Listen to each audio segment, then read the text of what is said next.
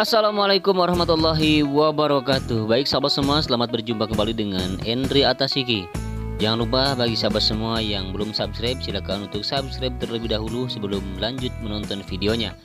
Di video kali ini kita akan sama-sama membahas tentang sirkuit MotoGP yang Mandalika punya atau Indonesia punya.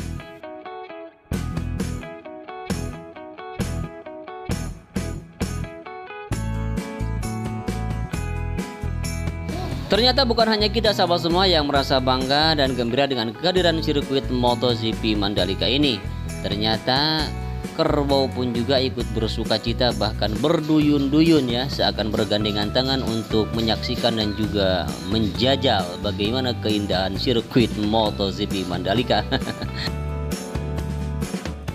Mungkin dalam benak mereka berpikiran bahwa sebelum nanti dijajal oleh Marc Marquez juga Valentino Rossi dan kawan-kawan, lebih baik mungkin kami jajal terlebih dahulu. Mungkin seperti itulah yang ada dalam pikiran kerbau.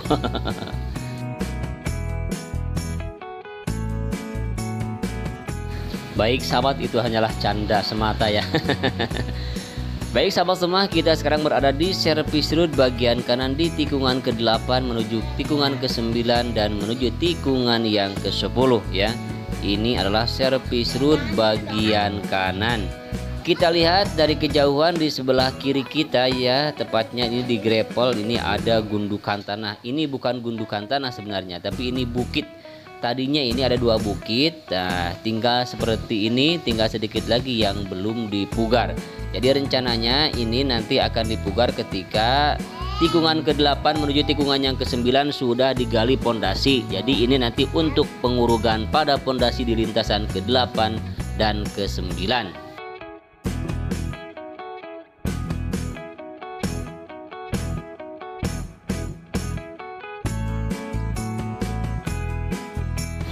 Ini tepatnya di lintasan ke-9 menuju lintasan dan tikungan ke-10. Baik sahabat semua, kita lihat di sini di sebelah kanannya sedang dilakukan penggalian untuk pemasangan drainase ya. Ada satu molen di sini ya untuk pengecoran, dan kalau kita perhatikan di depan sana terlihat berderet ya gorong-gorong yang sudah diangkut dan tinggal menyimpan saja atau tinggal memasang ke galian yang ada di sebelah kanan kita.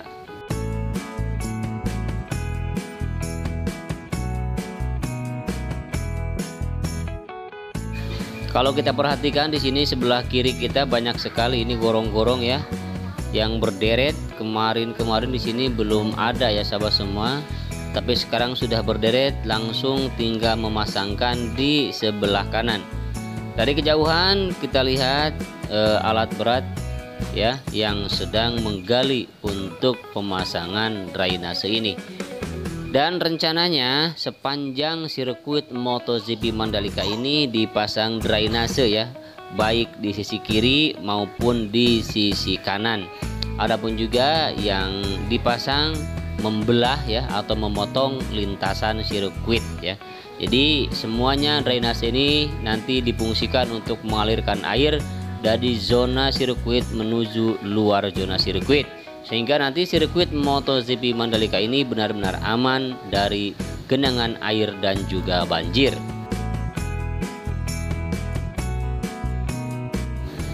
Nah persis seperti apa yang di depan kita ini adalah merupakan drainase di tikungan ke-11 menuju tikungan yang ke-12 sahabat semua.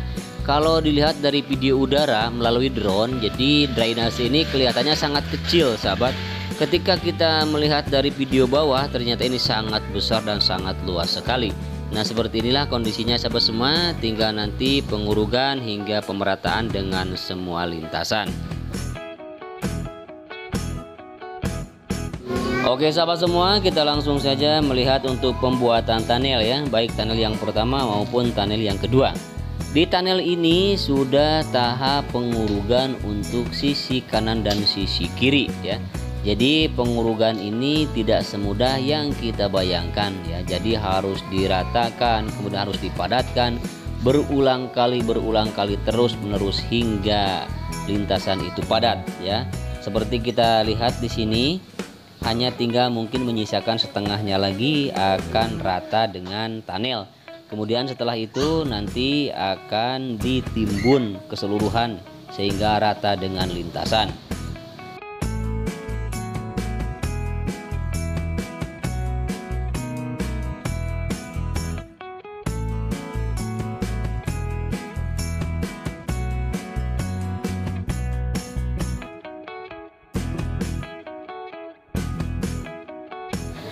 Coba kita melihat lebih dekat lagi ya, agar kita tahu seperti apa untuk pembangunan di bawah tunnel di sini ya, untuk menyambungkan dari tunnel yang utama ke gerbang tunnelnya.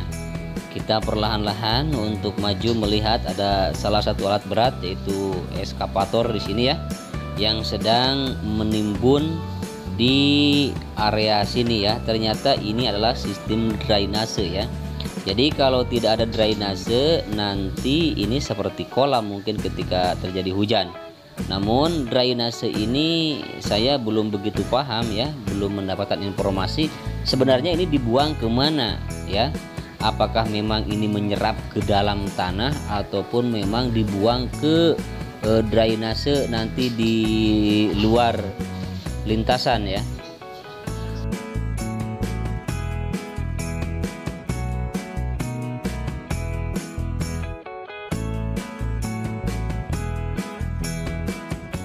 Seperti yang kita ketahui bahwa tunnel ini adalah untuk mobilisasi para penggemar juga para penonton untuk keluar masuk zona sirkuit.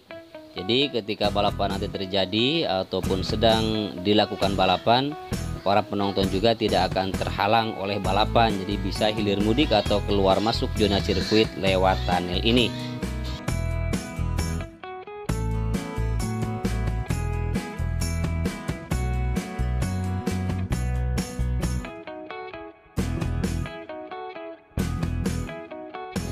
Bagi sahabat semua yang belum tahu tentang panjang tunnel ini, tunnel kedua ini adalah tunnel yang panjang ya, lebih panjang dibandingkan dengan tunnel yang pertama. Kalau tunnel yang pertama panjangnya 65 meter, kemudian lebarnya 12 meter dan tingginya kurang lebih 7 meter. Sedangkan di tunnel yang kedua ini adalah tunnel yang terpanjang, mempunyai panjang 117 meter, kemudian lebarnya masih sama 12 meter dan ketinggiannya juga masih sama kurang lebih 6 sampai 7 meter.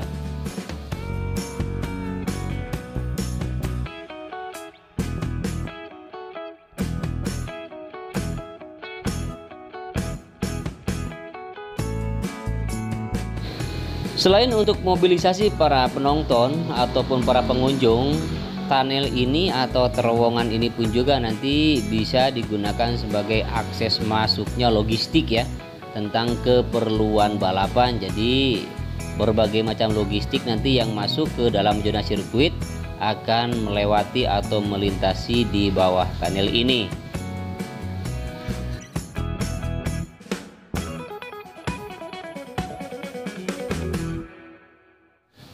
Baik sahabat semua, demikianlah kondisi di sirkuit MotoGP Mandalika, terutama di tunnel yang pertama dan tunnel yang kedua. Tiba di ujung video, mudah-mudahan video ini bisa memberikan informasi kepada sahabat semua, dan mohon maaf apabila ada kekurangan, kesalahan dan juga kekeliruan dalam memberikan informasi seputar sirkuit MotoGP Mandalika ini. Akhirnya saya Endri Atasiki pamit undur diri. Wassalamualaikum warahmatullahi taala wabarakatuh.